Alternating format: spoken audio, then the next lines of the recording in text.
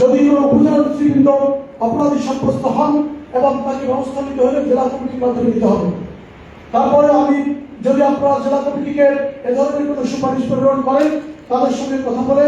আপনাদের সিদ্ধান্ত এবং সুপারিশ আমরা আপনাদের বাস্তবায়ন করার চেষ্টা করব। সম্মানিত নেতৃবৃন্দ, আজকের এই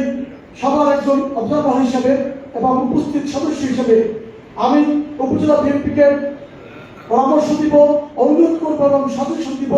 যে নেতৃবৃন্দের এই গুরুত্বপূর্ণ বক্তব্যকে আপনারা আমলে নেওয়ার চেষ্টা করেন এবং প্রত্যেকটা ইউনিয়নে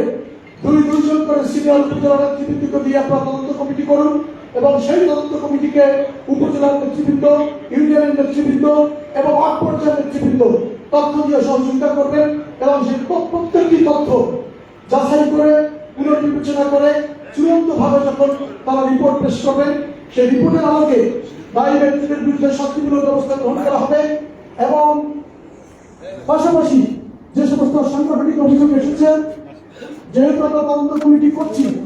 এই অনিয়ম তদন্তের পাশাপাশি